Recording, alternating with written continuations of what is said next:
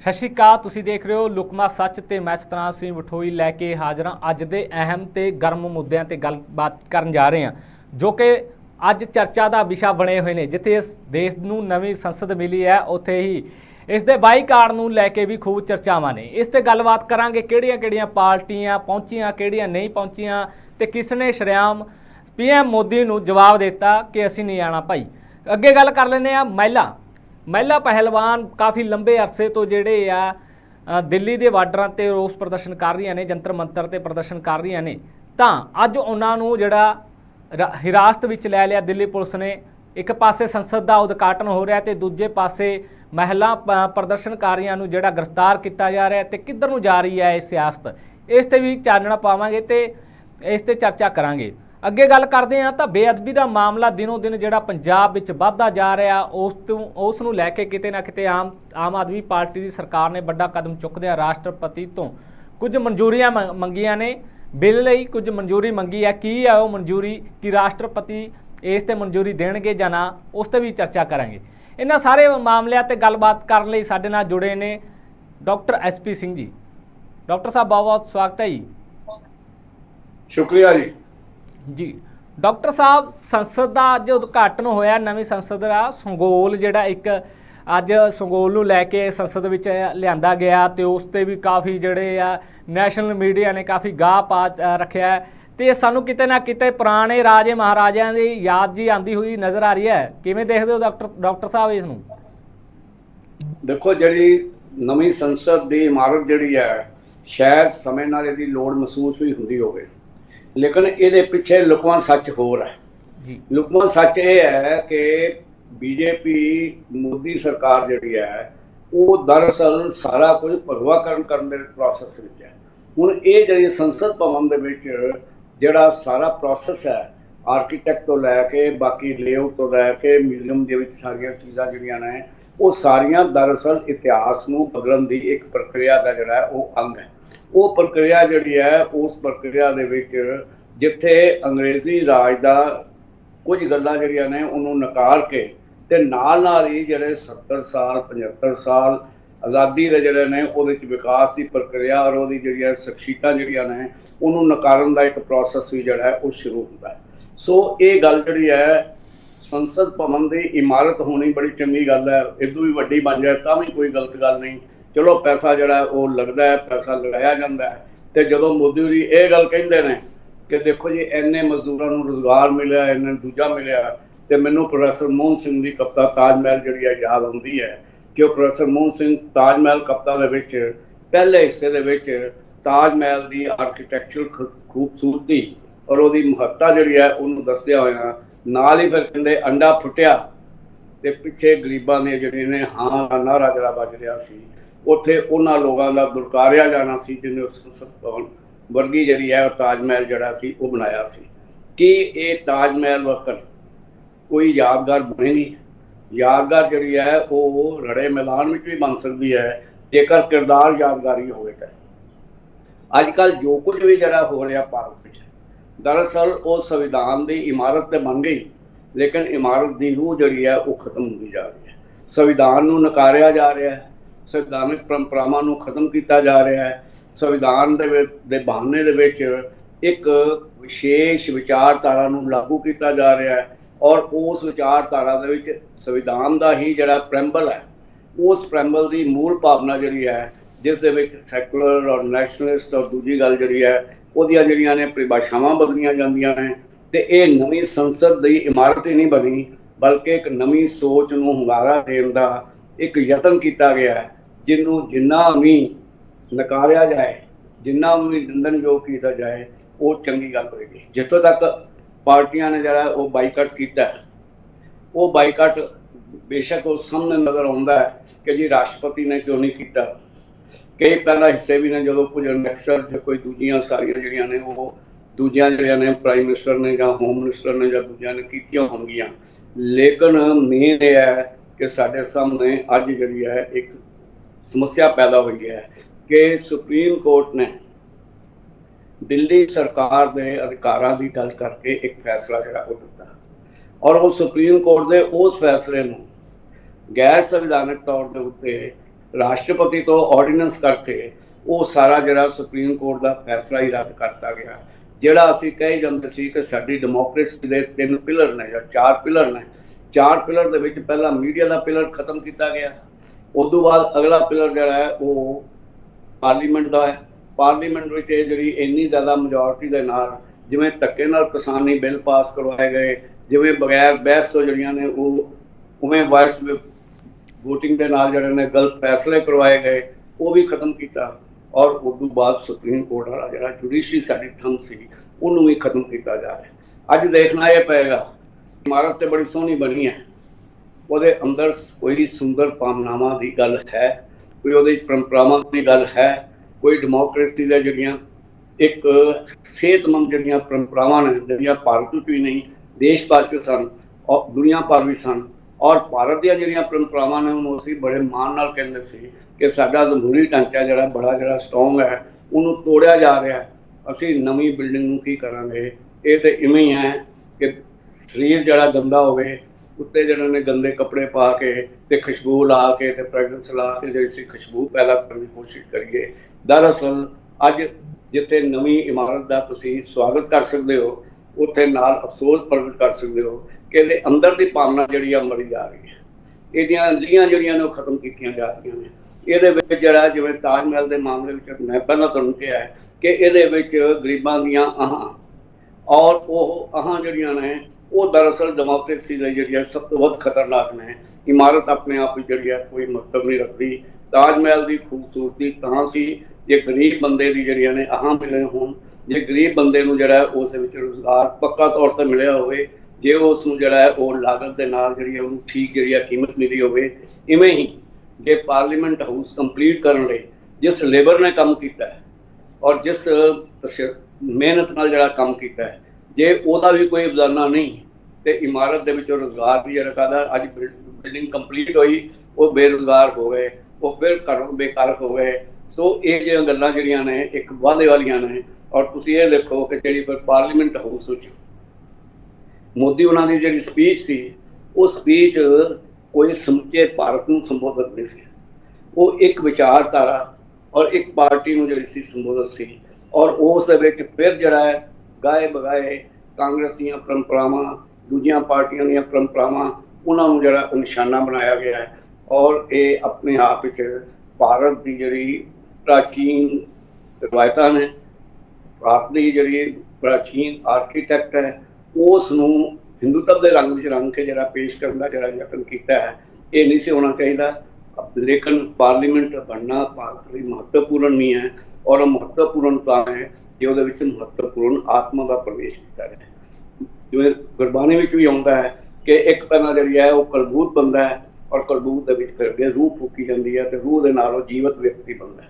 ਜੇ parliament house ਇੱਕ ਇਮਾਰਤ ਰਹਿ ਜਾਏ, ਜਿੰਨੀ ਮਰਜ਼ੀ ਸੋਹਣੀ ਇਮਾਰਤ ਰਹਿ ਜਾਏ, ਜਿੰਨੀਆਂ ਮਰਜ਼ੀ ਸਹੂਲਤਾਂ ਹੋਣ, ਜਿੰਨਾ ਮਰਜ਼ੀ ਉਹਦਾ ਮਿਊਜ਼ੀਅਮ ਵਧੀਆ ਹੋਵੇ, ਲੇਕਿਨ ਜੇ ਉਹਦੇ ਵਿੱਚ ਡੈਮੋਕ੍ਰੇਸੀ ਦੀ, ਪਾਰਲੀਮੈਂਟਰੀ ਸਿਸਟਮ ਦੀ ਰੂਹ ਹੀ ਪ੍ਰਵੇਸ਼ ਨਾ ਕੀਤੀ ਤੇ ਉਸ ਪਾਰਲੀਮੈਂਟ ਹਾਊਸ ਜਿਹੜਾ ਉਹ ਕੀ ਫਾਇਦਾ ਹੈ। ਸੋ ਮੇਰੀ ਤੇ ਅਪੀਲ ਕਹਿ ਸਕਦੇ ਹਾਂ ਕਿ ਇਹ ਪਾਰਲੀਮੈਂਟ ਹਾਊਸ ਜੇ ਬਣਾਇਆ ਹੈ ਤੇ ਘੱਟੋ ਘੱਟ ਅੱਜ ਤੋਂ ਇਹ ਵੀ ਨਾਲ ਜਿਹੜਾ ਤੁਸੀਂ ਵਾਅਦਾ ਕਰੋ ਕੌਮ ਦੇ ਨਾਲ ਕਿ ਇਸ ਸੰਵਿਧਾਨਿਕ ਪਰੰਪਰਾਵਾਂ ਨੂੰ ਜਿਹੜਾ ਹੈ ਉਹ ਉਸੇ ਹੀ ਪਰੰਪਰਾਵਾਂ 'ਚ ਲਾਗੂ ਕੀਤਾ ਜਾਏਗਾ ਜਿਹੋ ਜਿਹਾ 1947 ਤੋਂ ਬਾਅਦ ਸੰਵਿਧਾਨ ਬਣਾਉਣ ਵਾਲੇ ਜਿਹੜੇ ਸਾਡੇ ਵਿਦਵਾਨ ਸਨ, ਕਨਸਟੀਟਿਊਂਟ ਕਮੇਟੀ ਸੀ, ਉਹਨੇ ਜਿਵੇਂ ਕੰਮ ਕੀਤਾ ਜਾਏ ਔਰ ਪ੍ਰੈਂਬਲ ਦੇ ਹਿਸਾਬ ਦੇ ਨਾਲ ਸੰਵਿਧਾਨ ਨੂੰ ਔਰ ਸੰਵਿਧਾਨ ਦੇ ਉੱਤੇ ਜਿਹੜੇ ਨੇ ਜ਼ਿੰਮੇਵਾਰ ਜਿਹੜੇ ਵਿਅਕਤੀ ਨੇ ਉਸ ਨੂੰ ਚਲਾਉਣ ਦੀ ਗੱਲ ਕਰਨ ਔਰ ਉਸ ਦੇ ਵਿੱਚ ਇੱਕ ਸੈਕੂਲਰ, ਇੱਕ ਆਮ ਲੋਕਾਂ ਦਾ ਸਾਂਝਾ ਨਸਲ, ਜਾਤ, ਧਰਮ ਇਹ ਤੋਂ ਜਿਹੜਾ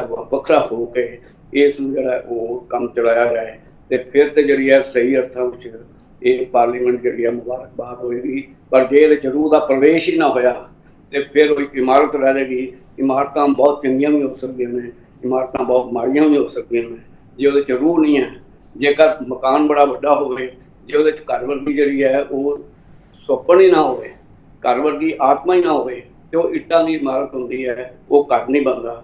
ਪਾਰਲੀਮੈਂਟ ਹਾਊਸ ਸੰਵਿਧਾਨ ਦਾ ਡਾਕਟਰ ਸਾਹਿਬ ਮੈਂ ਤੁਹਾਨੂੰ ਇੱਥੇ ਡਾਕਟਰ ਸਾਹਿਬ ਦੀ ਲੋੜ ਆ ਜੀ ਡਾਕਟਰ ਸਾਹਿਬ ਮੈਂ ਤੁਹਾਨੂੰ ਇੱਥੇ ਟੋਕਣਾ ਚਾਹਾਂਗਾ ਕਿ ਇੱਕ ਪਾਸੇ ਤਾਂ ਸੰਸਦ ਦੀ ਉਦਘਾਟਨ ਦਾ ਸੰਸਦੀ ਜਿਹੜਾ ਉਦਘਾਟਨ ਹੋ ਰਿਹਾ ਸੰਸਦ ਦਾ, ਤੇ ਦੂਜੇ ਪਾਸੇ ਜਿਹੜੀਆਂ ਮਹਿਲਾਵਾਂ ਨੇ ਉਹ ਰੋਸ ਪ੍ਰਦਰਸ਼ਨ ਕਰ ਰਹੇ ਨੇ, ਇੱਥੋਂ ਤੱਕ ਕਿ ਉਹਨਾਂ ਨੂੰ ਗ੍ਰਿਫਤਾਰ ਕਰ ਲਿਆ ਗਿਆ। ਤੇ ਕੀ ਜਿਹੜੇ ਵੱਡੇ ਵੱਡੇ ਭਾਸ਼ਣ ਦਿੰਦੇ ਨੇ ਪ੍ਰਧਾਨ ਮੰਤਰੀ, ਅੱਜ ਉਹਨਾਂ ਮਹਿਲਾਵਾਂ ਪ੍ਰਤੀ ਇੱਕ ਸ਼ਬਦ ਨਹੀਂ ਬੋਲ ਪਾਏ, ਜਾਂ ਉਹਨਾਂ ਦੀ ਪਾਰਟੀ ਉਹਨਾਂ ਪ੍ਰਤੀ ਕੋਈ ਆਪਣਾਪਨ ਨਹੀਂ ਦਿਖਾ ਸਕੀ? ਇਹਨੂੰ ਕਿਵੇਂ ਦੇਖਦੇ ਹੋ ਕਿ ਜਦੋਂ ਇੱਕ ਪਾਸੇ ਤੁਸੀਂ ਲੋਕਾਂ ਨੂੰ ਦਿਖਾ ਰਹੇ ਹੋ ਕਿ ਤੁਹਾਡੇ ਲਈ, ਤੁਹਾਡੇ ਹਿੱਤਾਂ ਲਈ ਬਣਨ ਵਾਲੇ ਕਾਨੂੰਨ ਲਈ ਨਵੀਂ ਇਮਾਰਤ ਦੀ ਅਸੀਂ ਉਦਘਾਟਨ ਕਰ ਰਹੇ ਹਾਂ, ਪਰ ਲੋਕਾਂ ਦੇ ਜਿਹੜੇ ਮਸਲੇ ਨੇ ਉਹ ਹੱਲ ਨਹੀਂ ਹੋ ਰਹੇ, ਇਹਨੂੰ ਕਿਵੇਂ ਦੇਖਦੇ ਹੋ ਜੀ? ਦੇਖੋ, ਬੀਜੇਪੀ ਦੀ ਜਿਹੜੀ ਹੈ ਉਹ ਸ਼ਾਸਨ ਪ੍ਰਣਾਲੀ ਦਾ ਆਧਾਰ ਔਰ ਮੋਦੀ ਉਹਨਾਂ ਦੀ ਗੱਲਬਾਤ ਕਰਨ ਦਾ ਜਿਹੜਾ ਬੇਸ ਹੈ ਉਹ ਹਮੇਸ਼ਾ ਹੀ ਇਵੇਂ ਰਿਹਾ ਹੈ। ਜੇ ਕਿਸਾਨ ਮੋਰਚੇ ਦੀ ਵੀ ਗੱਲ ਹੁੰਦੀ ਹੋਵੇ, ਉੱਥੇ ਜਿਹੜੀਆਂ ਨੇ ਸ਼ਹੀਦੀਆਂ ਵੀ ਲੋਕ ਦਿੰਦੇ ਹੋਣ, ਉੱਥੇ ਵੱਖ-ਵੱਖ ਤਰ੍ਹਾਂ ਦੀਆਂ ਮੁਸ਼ਕਲਾਂ 'ਚੋਂ ਵੀ ਲੰਘਦੇ ਹੋਣ, ਲੇਕਿਨ ਪ੍ਰਧਾਨ ਮੰਤਰੀ ਨੇ ਆਪਣੀ ਕਿਸੇ ਸਪੀਚ, ਕਿਸੇ ਵਿਸ਼ੇਸ਼ ਭਾਸ਼ਣ ਵਿੱਚ, ਕਿਸੇ ਮਨ ਕੀ ਬਾਤ 'ਚ ਉਹਨਾਂ ਕਿਸਾਨਾਂ ਦੀ ਗੱਲ ਜਿਹੜੀ ਹੈ ਉਹ ਕਰਨੀ ਨਹੀਂ ਸਮਝੀ, ਔਰ ਉਹਨਾਂ ਜਿਹੜੇ ਸ਼ਹੀਦ ਹੋਏ ਨੇ ਉਹਨਾਂ ਪ੍ਰਤੀ ਇੱਕ ਲਫ਼ਜ਼ ਵੀ ਸ਼ਰਧਾਂਜਲੀ ਦਾ ਜਿਹੜਾ ਨਹੀਂ ਦਿੱਤਾ। ਇਹ ਤੇ ਬੀਜੇਪੀ ਸ਼ਾਸਨ ਦਾ ਆਧਾਰ ਹੈ। ਜਿਵੇਂ ਮੈਂ ਪਹਿਲਾਂ ਤੁਹਾਨੂੰ ਵੀ ਕਹਿ ਰਿਹਾ ਸੀ ਕਿ ਪਾਰਲੀਮੈਂਟ ਹਾਊਸ ਬਣਾਉਣਾ, ਇਮਾਰਤ ਬੜੀ ਵਧੀਆ ਬਣੀ ਹੈ, ਪਰ ਉਹ 'ਚ ਰੂਹ ਦਾ ਪ੍ਰਵੇਸ਼ ਨਹੀਂ ਹੋ ਰਿਹਾ। ਜਿੰਨਾ ਚਿਰ ਸੰਵਿਧਾਨ ਦੀ ਰੂਹ, ਪਾਰਲੀਮੈਂਟ ਹਾਊਸ ਦੀ ਰੂਹ ਨਹੀਂ ਬਣੇਗੀ, ਉਹਨਾਂ ਚਿਰ ਇਹਨਾਂ ਇਮਾਰਤਾਂ ਦੀ ਕੋਈ ਅਹਿਮੀਅਤ ਨਹੀਂ ਹੋਏਗੀ। ਇਹ ਇੱਕ ਇਮਾਰਤ ਰਹਿ ਜਾਏਗੀ। ਮੇਰੀ ਤਾਂ ਇਹ ਇੱਛਾ ਹੈ ਕਿ ਇਮਾਰਤ ਨਾ ਹੋ ਕੇ ਸਹੀ ਅਰਥਾਂ 'ਚ ਸੰਵਿਧਾਨ ਦੀ ਰੂਹ ਅਨੁਸਾਰ ਬਣਿਆ ਇੱਕ ਨਵਾਂ ਭਵਨ ਹੋਵੇ। ਉਹ ਭਵਨ ਜਿੱਥੇ ਸੰਵਿਧਾਨ ਦੇ ਪ੍ਰੈਂਬਲ ਦੇ ਹਿਸਾਬ ਦੇ ਨਾਲ ਔਰ ਸੰਵਿਧਾਨ ਦੀਆਂ ਵੱਖ-ਵੱਖ ਧਾਰਾਵਾਂ ਦੇ ਹਿਸਾਬ ਨਾਲ ਹੋਵੇ। ਜਿੱਥੇ ਪਹਿਲਵਾਨ ਕੁੜੀਆਂ ਦੀ ਗੱਲ ਹੈ, ਇਹ ਆਪਣੇ ਆਪ ਦੀ ਸ਼ਰਮਸਾਰ ਹੈ ਕਿ ਸਾਲ ਹੋ ਗਿਆ ਹੈ, ਉਹਨਾਂ ਨੂੰ ਵੀ ਅਜੇ ਤੱਕ ਨਹੀਂ ਸੁਣਿਆ ਗਿਆ, ਔਰ ਉਹਨਾਂ ਦੀ ਕੋਈ ਲੰਮੀ ਚੌੜੀ ਡਿਮਾਂਡ ਵੀ ਕੋਈ ਨਹੀਂ ਕਿ ਇੱਕ ਵਿਅਕਤੀ ਦੇ ਖਿਲਾਫ ਗ੍ਰਿਫਤਾਰੀ ਦਾ ਜਿਹੜਾ ਹੈ ਉਹ ਤੁਸੀਂ ਵਾਰੰਟ ਜਾਰੀ ਕਰਕੇ ਉਹਨੂੰ ਕਰ ਲਓ। ਇੱਕ MP ਹੈ, ਮੰਨ ਲਿਆ MP ਤੁਹਾਡੇ ਲਈ ਪ੍ਰਭਾਵਸ਼ਾਲੀ ਹੋ ਸਕਦਾ ਹੈ, ਤੁਹਾਡੇ ਹਿੰਦੂਤਵ ਏਜੰਡੇ ਦਾ ਪੂਰਤੀ ਵੀ ਉਹ ਕਰ ਸਕਦਾ ਹੋ ਸਕਦਾ ਹੈ, ਲੇਕਿਨ ਸਮੁੱਚੇ ਭਾਰਤ ਦੀਆਂ ਔਰਤਾਂ ਦਾ ਔਰ ਮਾਨਵੀ ਅਧਿਕਾਰਾਂ ਦਾ ਸਤਿਕਾਰ ਕਰਨਾ ਵੀ ਜ਼ਰੂਰੀ ਹੈ। ਤੇ ਮੋਦੀ ਸਾਹਿਬ ਤੋਂ ਇਹੋ ਜਿਹੀਆਂ ਉਮੀਦਾਂ ਰੱਖਣੀਆਂ, ਉਹ ਕਦੇ ਵੀ ਨਾ ਤੁਸੀਂ ਸਮਝੋ ਕਿ ਜੋ ਕੁਝ ਬਾਹਰ ਵਾਪਰ ਰਿਹਾ ਹੈ ਔਰ ਜੋ ਕੁਝ ਪਾਰਟੀ ਅੰਦਰ ਵਾਪਰ ਰਿਹਾ ਹੈ ਉਹ ਕੁਝ ਹੀ ਕਰਨਗੇ ਜੋ ਉਹਨਾਂ ਦੇ ਅੰਦਰ ਵਾਪਰ ਰਿਹਾ ਹੈ। ਔਰ ਅੰਦਰ ਜੋ ਵਾਪਰ ਰਿਹਾ ਹੈ ਉਹ ਇੱਕ ਗਿਣੀ ਮਿਥੀ ਸਕੀਮ ਦੇ ਹਿਸਾਬ ਦੇ ਨਾਲ ਚੱਲਦਾ ਹੈ, ਉਹ ਗਿਣੀ ਮਿਥੀ ਸਾਜ਼ਿਸ਼ ਦੇ ਹਿਸਾਬ ਨਾਲ ਚੱਲਦਾ ਹੈ।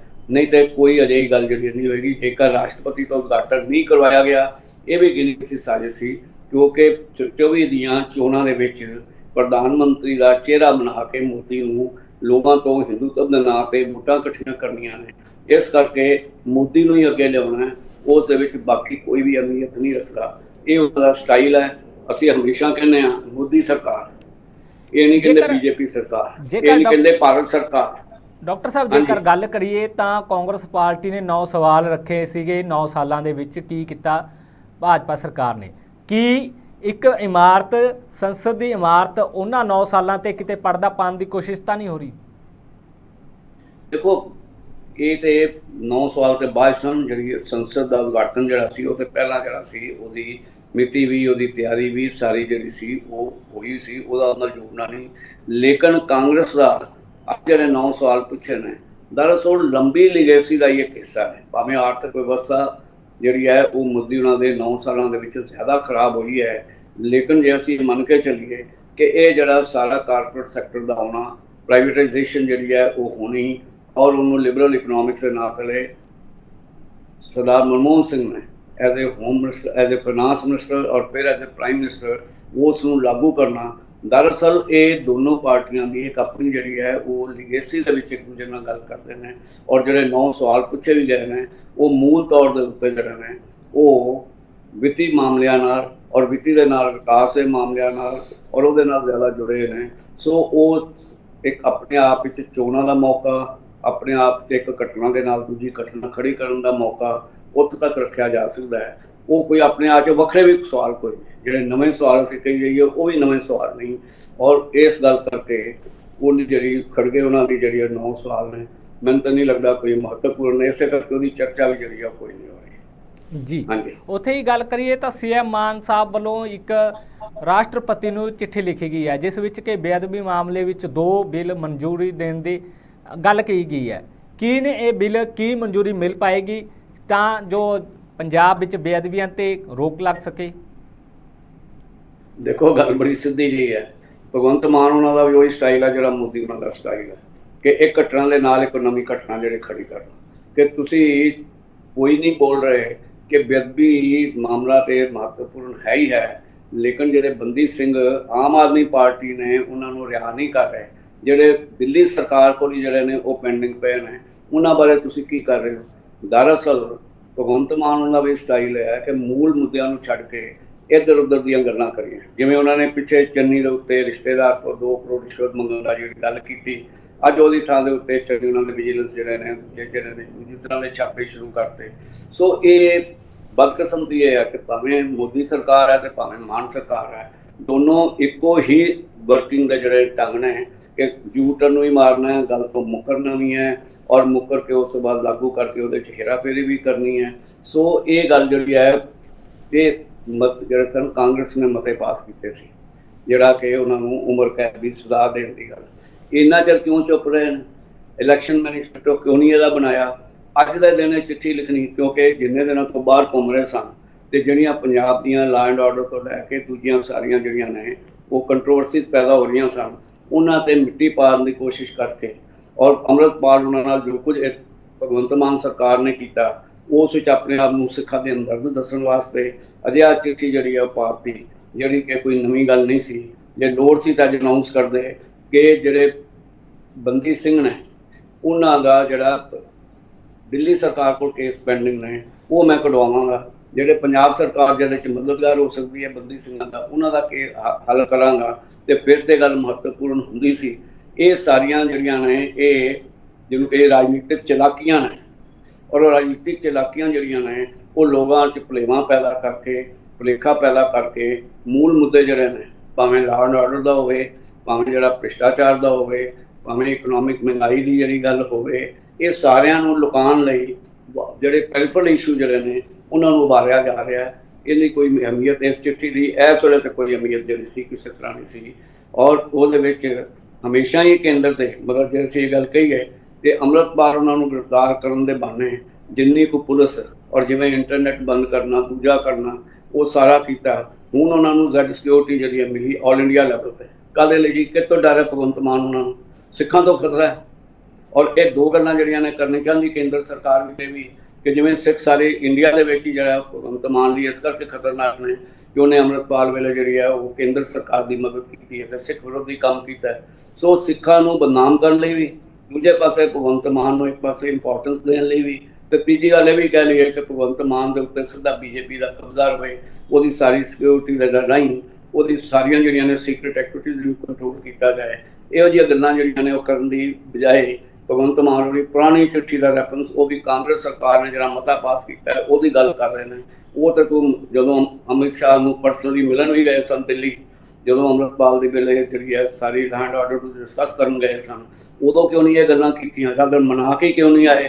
अज जी गल उतों की उस मौके पर की है जिस मौके के उत्ते आ प्रसंगक असीं उहनूं गल कह सकते हैं।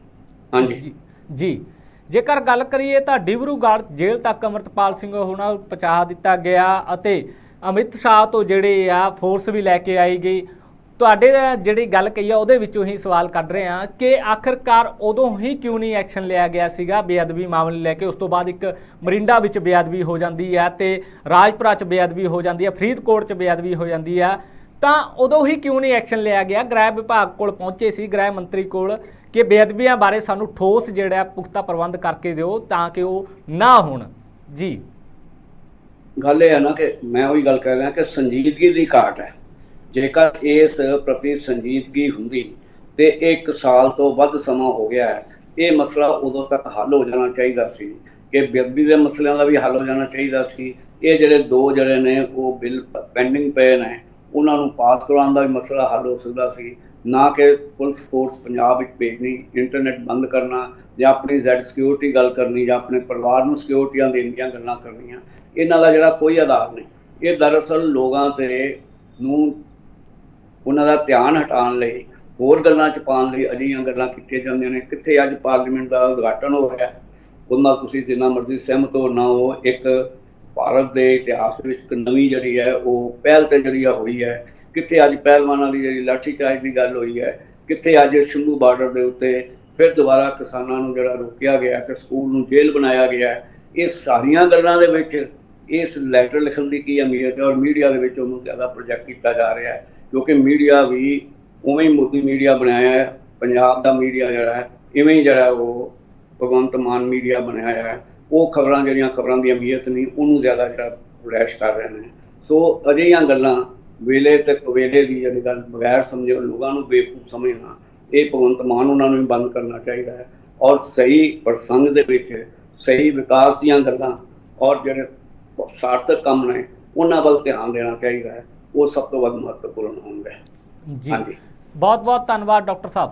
ਸੋ ਇਹ ਸਨ ਅੱਜ ਦੇ ਅਹਿਮ ਮੁੱਦੇ ਜਿਨ੍ਹਾਂ ਤੇ ਡਾਕਟਰ ਸਾਹਿਬ ਨੇ ਖੁੱਲ੍ਹ ਕੇ ਜਿਹੜੀ ਵਿਚਾਰ ਚਰਚਾ ਕੀਤੀ ਹੈ। ਹੋਰ ਅਜਿਹੇ ਮਾਮਲੇ ਲੈ ਕੇ ਮੁੜ ਤੋਂ ਹਾਜ਼ਰ ਹੋਵਾਂਗੇ। ਉਦੋਂ ਤੱਕ ਜੁੜੇ ਰਹੋ ਰੋਜ਼ਾਨਾ ਲੋਕ ਟੀਵੀ ਨਾਲ।